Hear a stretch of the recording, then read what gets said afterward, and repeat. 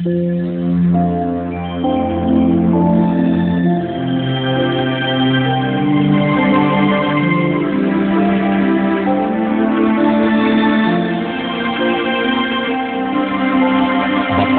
ang bumabasa at ang nangakikinig ng mga salita ng hula at tumutupad ng mga bagay na nasusulat doon, sapagkat ang panahoy malapit na.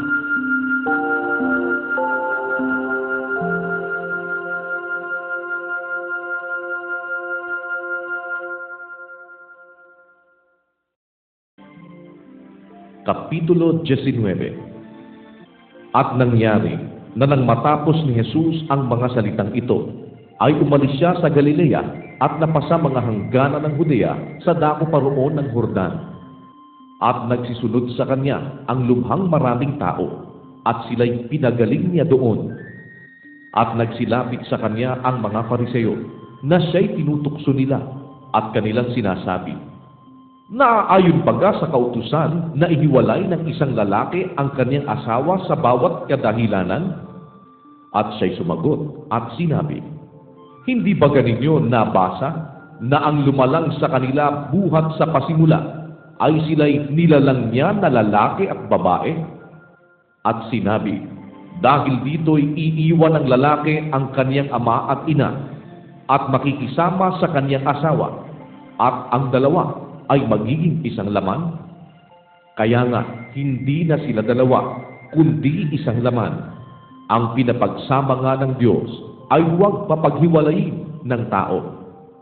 Sinabi nila sa kanya, "Bakit nga ipinag-utos ni Moises na magbigay ng kasulatan sa paghihiwalay at ihiwalay ang babae?" Sinabi niya sa kanila, "Dahil sa katigasan ng inyong puso ay ipinaubaya sa inyo ni Moises na inyong hiwalayan ang inyong mga asawa. Datapwat buhat sa pasimula ay hindi gayon. At sinasabi ko sa inyo, sino mang ihiwalay ang kanyang asawang babae, liban na kung sa pakikiapid, at mag-asawa sa iba, ay nagkakasala ng pangangalo niya, at ang mag-asawa sa babaeng yaon na hiniwalayan ay nagkakasala ng pangangalo niya." Ang mga alagad ay nangagsasabi sa kanya, "Kung ganyan ang kalagayan ng lalaki sa kanyang asawa, ay hindi nararapat mag-asawa." Datapwat sinabi niya sa kanila, "Hindi matatanggap ng lahat ng mga tao ang pananalitang ito, kundi niyaong mga pinagkalooban. Sapagkat may mga bating na ipinanganak na gayon mula sa tiyan ng kanilang mga ina, at may mga bating na ginagawang bating ng mga tao, at may mga bating na nagpapakabating sa kanilang sarili dahil sa kaharian ng langit. Ang makakatanggap nito ay pabayaang tumanggap." Nang magkagayon, ay dinala sa kanya ang maliliit na bata, upang ipatong niya ang kanyang mga kamay sa kanila, at ipanalangin. At sinaway sila ng mga alagad. Datapwat sinabi ni Jesus, "Pabayaan ninyo ang maliliit na bata, at huwag ninyong pagbawalan silang magsilapit sa akin, sapagkat sa mga ganito ang kaharian ng langit." At ipinatong niya ang kanyang mga kamay sa kanila, at umalis doon. At narito, lumapit sa kanya ang isa, at nagsabi, "Guro, ano ang mabuting bagay na gagawin ko upang ako'y magkaroon ng buhay na walang hanggan?"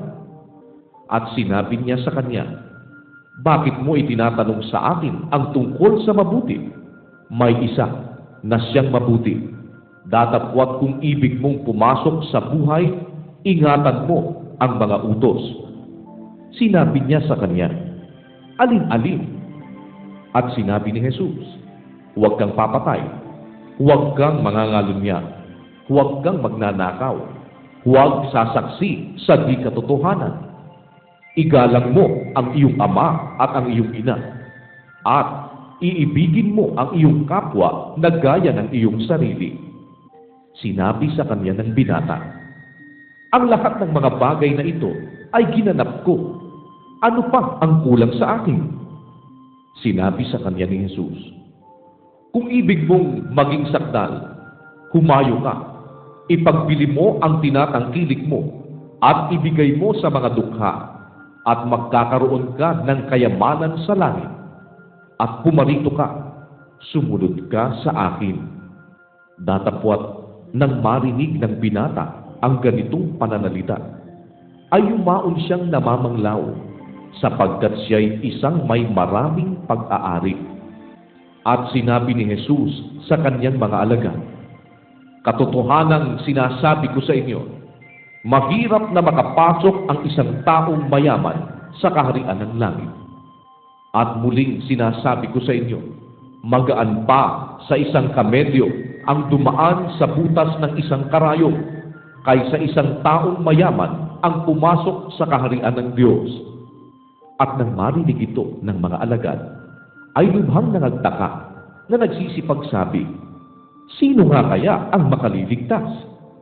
At pagtingin ni Jesus ay sinabi sa kanila, "Hindi mangyayari ito sa mga tao, datapwat sa Diyos ang lahat ng mga bagay ay mangyayari."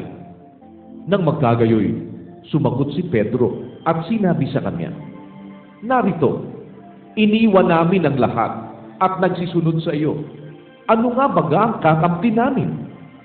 At sinabi ni Jesus sa kanila, "Katotohanang sinasabi ko sa inyo, na kayong nagsisunod sa akin, sa pagbabagong lahi, pagkauupo na ang anak ng tao sa luklukan ng kanyang kaluwalhatian, kayo na may magsisiupo sa 12 luklukan upang magsihukom sa 12 angkan ng Israel.